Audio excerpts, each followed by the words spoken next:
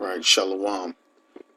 Ka halal Yahweh Bahashem Yahweh Shai Bahasham Rakaha Kodash Brakata Yahweh Brakata Yahweh Shai Brakata Yahweh Brakata Yahweh Shai Brakata Yahweh Brakata Yahweh Shai Wahak Kodak Rakah Kodash.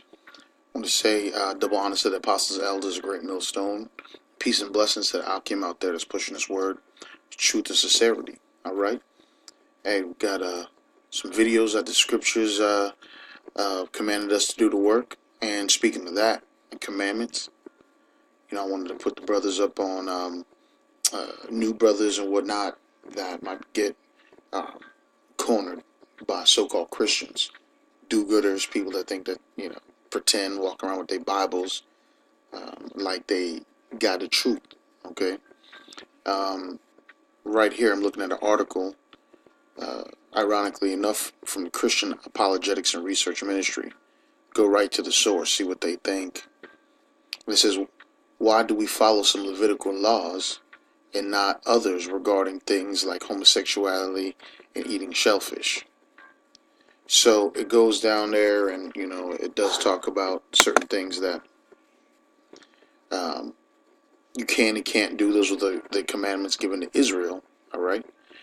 But let's just go and come back to this, put a pin in this, and we're going to go into some scriptures.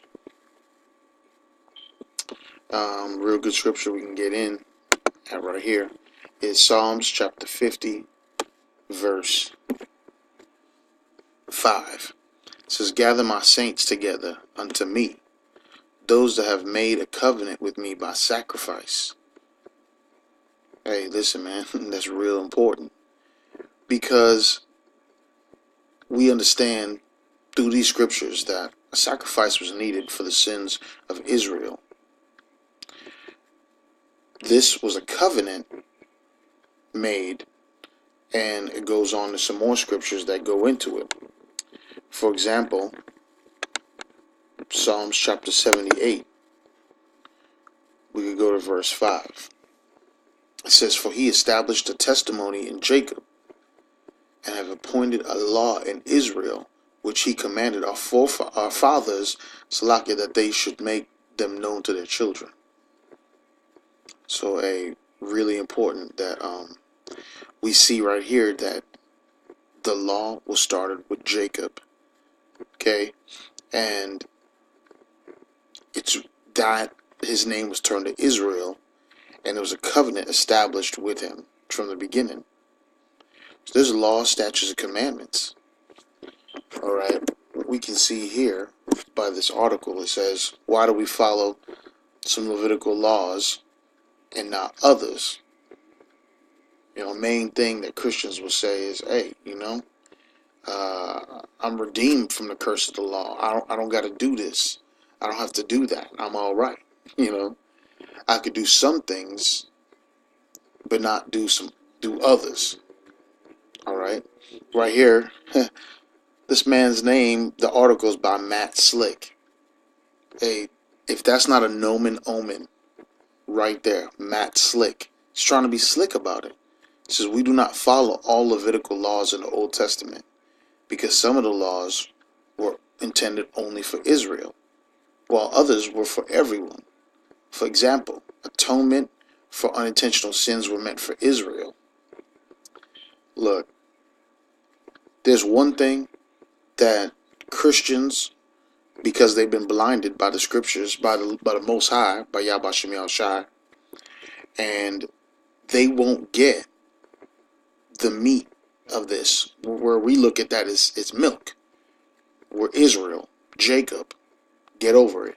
All right. The prophecies deal with us, but here what they're doing, trying to be slick, is that they're saying, oh no, certain laws were made for Israel, but because Christ came back, he made it where everybody else could, because of, but you don't realize some of the biggest, the biggest scriptures, period, pertaining to that is that the Lord died for Israel.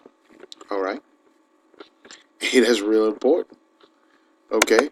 We'll get that. We'll shoot that real quick in Acts chapter 5, verse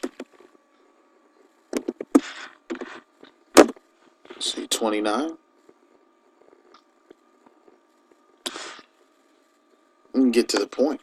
It said, "Him hath Yahweh Bahashim Yahushua exalted with his right hand to be a prince and a savior, for to give repentance to Israel and forgiveness of sins." Right there it says to Israel.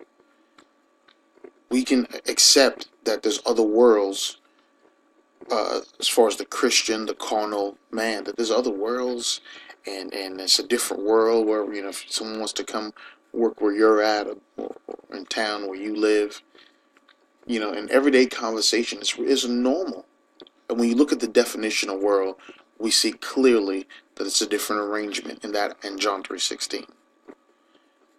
All right. So the main fact right here, and one of the big dilemmas, okay, is if Psalm 78 verse 5 says he established a testimony in Jacob, appointed law in Israel, which he commanded our fathers, okay, we have to understand that backs it up from the Old Testament. All right. We could jump right there to the New Testament. All right. This is Hebrews chapter 8, verse 1. It says, "Not according to the covenant that I made with their fathers in the day when I took them by the hand to lead them out of the land of Egypt." Right there in the verse it says, "Not according to the covenant that I made with their fathers." All right. That backs up Psalm 78 and 5 says, "For he established a testimony in Jacob and appointed a law in Israel, which he commanded our fathers, that they should make them known to their children." So it's the same in the Old Testament and the New Testament. It comes out the same. All right. Now, to prove that, in Ecclesiastes chapter 3, verse 15, it says, "That which hath been is now, and that which is to be hath already been. And the Most High, Yahweh Ba'ashim Yahweh, shall require that which is past." So, whether you want to say, well, this was the Old Testament and these laws for the Israelites, all right? But now, God would love us, the whole world, no matter what it is, and certain things like homosexuality and shellfish, that doesn't really pertain to the person right now, So there's got some charts too where you brothers could look, some of the stuff up on your own, but you have to be ready and understand what the mindset of these people are. We probably really can't understand the mindset. Well, we can understand some of it because we were in that. All right, we were the old man. All things passed away, behold, all things become new. So we understand a lot of it, especially if you were brought up in the church like I was. Brought up in the church, street ministering, witnessing, the whole same thing. Thing like just going out, like you go to prophesy. So some of these things are hit close to the home, but right here they say, "Speak to the sons of Israel," for Jews only, right? Leviticus 7, then the Lord spake to Moses, saying, "Speak to the sons of Israel, saying, He who offers the sacrifice of his peace offerings to the Lord shall bring his offering to the Lord from sacrifice of peace offerings." Verse 12. So basically, it says these things in Levitical laws, all right, that go on, and it tells you. But then it says certain things for everyone, all right? And it keeps going, all right? Some of the things that they go back and forth, things only for Israel, things only for here, all right? Now, oh, Matt Slick, this is what happens when you are not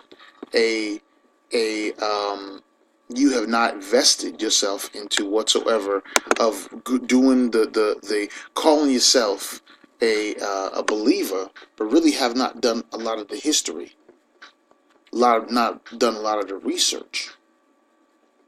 That's some of the problem. Because what you would understand, like in the Maccabees, where it speaks of the Antiochus Epiphanes and whatnot, it also speaks of the Syrian king. So there's examples in the scriptures where Israel were under rulership from another kingdom, and they could not keep the law, statutes, and commandments the way they wanted to.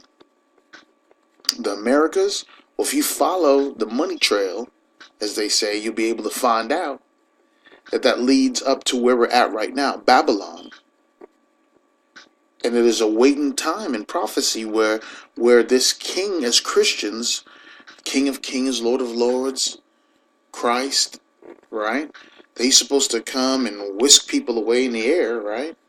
No matter what you did, as long as you said, Jesus, come into my heart, or God loves me, God forgive me for my sins, and you are whisked away from eternal damnation. Well, did you not bother to look at the other things? You just wanted the sweet things prophesied to you, right? You just wanted the smooth things prophesied to you. I'm gonna go ahead and get that in the scriptures too. It said prophesy under the smooth things. See if that'll come up. Prophesy. It's like smooth things.